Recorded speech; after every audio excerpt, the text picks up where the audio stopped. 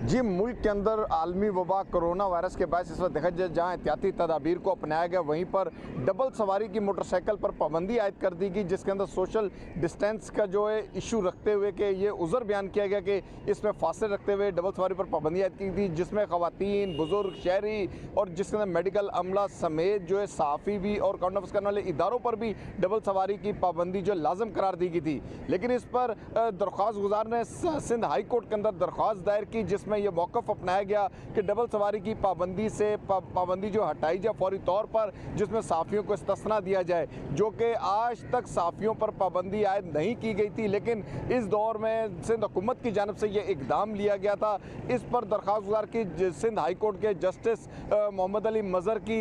अदालत के अंदर जो समाअत हुई थी, जिस पर आज ये फैसला 30 अप्रैल तक मुलतवी किया गया और उससे महकमा दाखिला सिंध को और चीफ सेक्रेटरी सिंध को नोटिस जारी किए गए कि उनसे इसके बारे में पूछा जाए कि डबल सवारी पर पाबंदी आयद करने की वजूहात क्या थी, क्यों वो नागुज़ीर सूरत हाल बनी जिस पर यह पाबंदी आयद की गई है। लेकिन जब दरख्वास्त गुजार की जानिब से ये कहना था कि आज तक सहाफ़ियों पर पाबंदी आयद नहीं की गई और सहाफ़ी जो हैं पहले ही कसम पुरसी की ज़िंदगी गुजार रहे हैं, इदारों में जॉब्स नहीं हैं, तनख्वाहें कम हैं, वसाइल बहुत ज़्यादा महदूद हो चुके हैं, जिनमें अपनी जॉब को सिक्योर करते हुए उन्हें ड्यूटी हर सूरत देनी होती है और अवाम को भी लम्हा ब लम्हा हालात से आगाही करानी होती है कि जो इस वक्त मौजूदा सूरत हाल कोरोना वायरस की बनी हुई है, जिसके अंदर फ्रंट लाइन पर अगर डॉक्टर, पैरामेडिक्स स्टाफ अगर चल रहा है तो इसी सूरत हाल में कानून नाफिज करने वाले इदारे भी हैं और सहाफ़ी भी हैं जो फ्रंट लाइन पर जो है इस वक्त कोरोना वायरस के ख़िलाफ़ लड़ रहे हैं और आवाम को आगाही कर रहे हैं।